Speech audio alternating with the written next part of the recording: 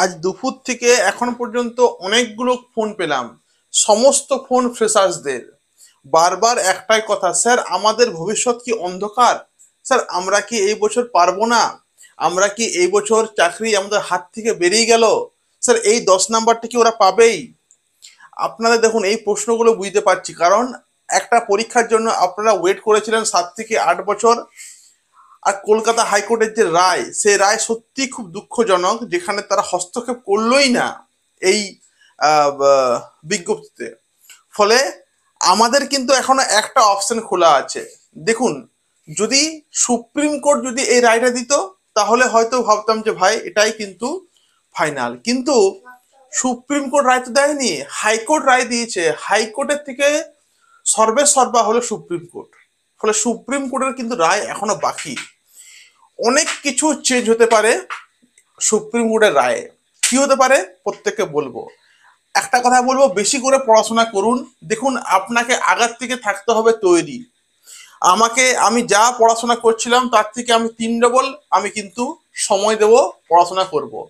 এখান থেকে English sir, contextual notes, MCQ, practice set offer চলছে 9, 10, 11, 12। তার নাম্বার হলো এটা, ফোন করুন। যার অসুবিধা আছে বলতে পারেন। বেশ সুন্দর নোটস দেওয়া হচ্ছে, আর আমি এখান থেকে বাংলা নোটসও দিচ্ছি, বাংলা ক্লাসও দিচ্ছি। দেখুন কত রেট আমরা কমিয়ে দিয়েছি আপনাদের জন্য। যারা চাইছেন যে ভর্তি হবো, বাংলা ইংলিশে ক্লাস করব, নোটস নেব, তারা নিতে আর কি এখান থেকে পারেন। খুব সুন্দর নোটস রয়েছে আমাদের কাছে আর কি।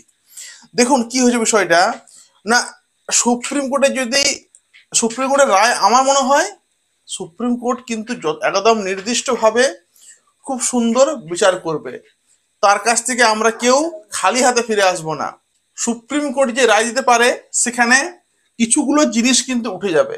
প্রথমত হলো এই 10 মার্কস যে রয়েছে, এক্সপিরিয়েন্সটা, এটা কিন্তু প্রথম উঠবে, এবং এটা ওঠা উচিত।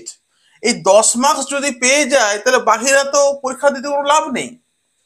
তাহলে 10 মার্কসটা ওঠা উচিত। সেকেন্ড হলো 10 নাম্বার ডেমনস্ট্রেশন, এটাও কিন্তু উঠা উচিত সুপ্রিম কোর্টের, এবং উঠবেই।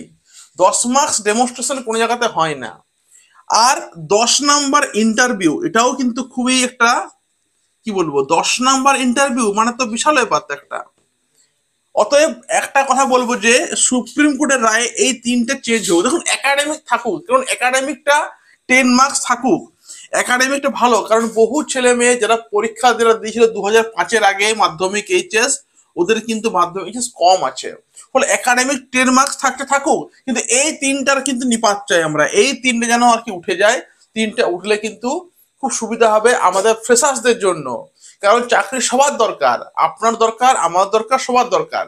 ফলে এই তিনটা একান্তই কিন্তু উঠে যাওয়া উচিত। আমাদের আমাদের সাথে কারো কোনো রাগ রস নেই, আমাদের কারো শত্রুতা নেই। আমরা চাই ন্যায় বিচার হোক। ন্যায় বিচারে আপনিও আসুন, আমিও আসুন, ভালো করে এক্সাম দিই, জবটা আমরা পাই। প্রত্যেকে বলো পড়াশোনা দ্বিগুণ 3 গুণ করে দাও। নোটস পত্র দেওয়া হচ্ছে, এখান থেকে ইংলিশ স্যার নোটস দিচ্ছেন, আজকেই ফোন করো, নোটস নিয়ে নাও। আমি বাংলা স্যার নোটস দিচ্ছি, ক্লাস দিচ্ছি, ভর্তি হতে পারো অনলাইনে। এখানে কিন্তু সব চলছে দেওয়া। বারবার বলছি, আর সময় নষ্ট করো না। আর জীবনে টাকা পয়সা অনেক আসবে, সেই টাকা পয়সাটা অনেক আসবে, সময়ের সুযোগ আর কি নাও। আর এইটা কিন্তু 199 টাকা নয়, ইংলিশটা এটা কিন্তু বেশি। স্যারকে ফোন করে স্যার আপনাকে পুরোটা আর কি বলে দেবে। প্রত্যেককে ধন্যবাদ। Thank you.